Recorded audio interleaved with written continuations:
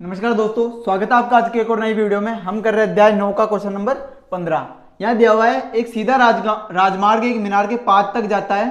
तो एक सीधा राजमार्ग मान लेते हैं, ये एक मीनार के पाद तक जाता है। मीनार के शिखर पर खड़ा एक आदमी, यहाँ कोई एक आदमी खड़ा है जो एक कार को 30 डिग्री के अवनमन कोण पे देखता है। तो एक कार मान लो यहाँ है, तो इसको कितने डिग्री के कोण पे देखता है? ये 30 डिग्री के अवनमन कोण पे। तो ये कोण मान लेते हैं अपन 30 डिग्री का। तो ये अगर 30 डिग्री है तो यहाँ से जेड आकृति बन रही है, तो ये भी कितना हो जाएगा?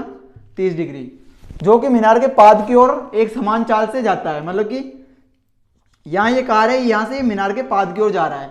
6 सेकंड बाद कार का अवनमन कोण 60 डिग्री हो गया। तो ये अब कोण कितना हो गया 6 सेकंड बाद में?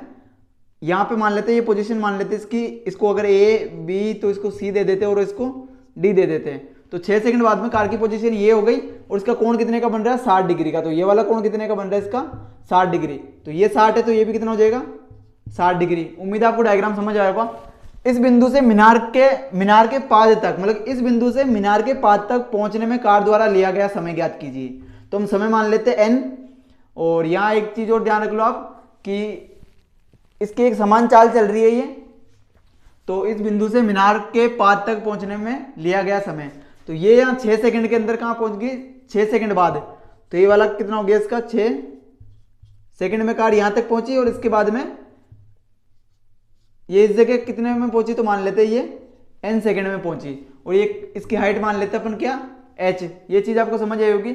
मेरे मानने से यहाँ पे वेग वगैरह दे रखा है उसने, वैसे कि एक समान चाल से चल रही है, तो चाल वगैरह एक समान है, तो उसको लिखने की कोई जरूरत नहीं है यहाँ पे। ठीक है, तो चाल समान है तो उसका कोई फर्क नहीं पड़ने वाला। समय की बात कर लेते हैं अपन कि कितने समय में ये पहुंचेगी।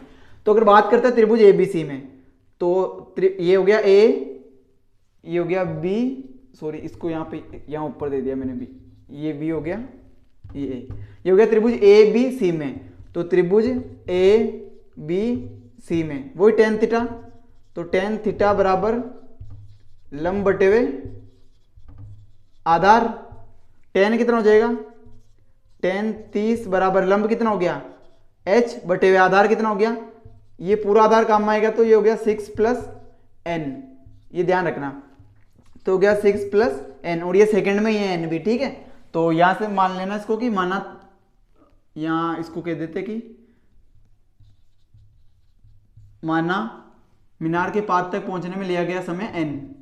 माना मीनार के पाद तक पहुंचने में लिया गया समय बराबर कितना है? n second. और ये 6 सेकंड है ही है। तो इसके आगे क्या करते हैं इसको? अब tan 30 का मान कितना हो जाएगा? 1/√3 बराबर h बटे हुए 6 प्लस n। तो यहाँ से h का मान कितना आ जाएगा? ये ऊपर चला जाएगा तो बच जाएगा 6 प्लस n अपॉन में √3। ये हो गई समीकरण 1। इसी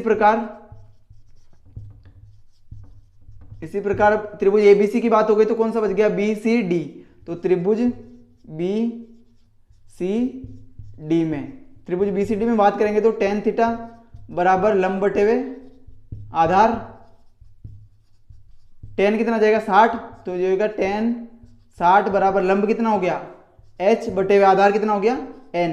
tan 60 का मान √3 बटे हुए 1, ये हो गया h बटे हुए n।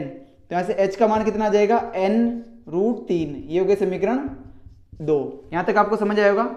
आगे इसको करते हैं तो समीकरण 1 और 2 में, दोनों में h है, तो दोनों की क्या करते हैं? तुलना। तो समीकरण 1 व समीकरण 2 की तुलना करने पर, समीकरण 1 और 2 की तुलना करेंगे तो क्या हो जाएगा? 6 प्लस n बटे हुए √3 बराबर में क्या हो जाएगा? n√3। तो ये जाएगा 6 प्लस n बराबर n√3, इसके नीचे कुछ नहीं तो 1 है, ये इधर गुणा हो जाएगा तो क्या हो जाएगा? इनटू में √3। ये हो जाएगा 6 plus n is equal to √3 का √3 से गुणा होगा तो 3n। ये हो जाएगा 6 इज इक्वल टू 3n, ये n इधर जाएगा तो माइनस का n, तो 3n में से 1n गया तो 2n बराबर ये कितना बच गया? 6। तो n बराबर हो जाएगा तो 6 बटे हुए 2, क्योंकि गुणा में जो भाग में जाता है। तो n बराबर कितना आ गया? 2 का भाग देंगे 6 में तो 3 सेकंड, सॉरी n बराबर हो गया 3 सेकंड। तो यहां अब क्या हो गया अपने पास में? अतः कार द्वारा मीनार के पाद तक पहुंचने में लिया गया समय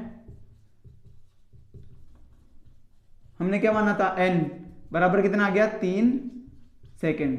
ठीक है, तो n बराबर कितना आ गया 3 सेकेंड। इसका एक ध्यान रखना बस आपने। और यहाँ पे देखो चालकी पे हम बात करते हैं, लेकिन कब करते हैं जब वो अलग अलग चाल से चल रही होती है ना, तब हम चाल को कुछ मान देते हैं। यहाँ पे एक समान चाल से चल रही है तो उसको आप साथ में लेके चल भी लोगे ना तो लास्ट में जाकर उसको कैंसिल होना ही है। तो अगर आपका मन करे तो उसको साथ में लेके भी चल सकते हो, और नहीं करे तो ऐसे भी अगर आप करोगे तो ये गलत नहीं होगा। ठीक है, लास्ट में आके फाइनल ये आंसर आना है 3 सेकंड, और यही वो पूछ रहा है कि कितने टाइम में वो पहुंचती है। तो उम्मीद आपको वीडियो समझ आया होगा, और तो भी कोई दिक्कत डाउट लगे आपको तो एक बार बता देना, तो मैं इस क्वेश्चन को उस तरह से भी करा दूंगा जिस तरह से गाइड वगैरह में कराया हुआ है। तो मेरे हिसाब से ये भी गलत नहीं है, और कोई गलती हो तो प्लीज़ मेरे को एक बार बता देना ताकि मैं इसमें चेंजेस कर सकूँ। तो मिलते हैं नेक्स्ट वीडियो में।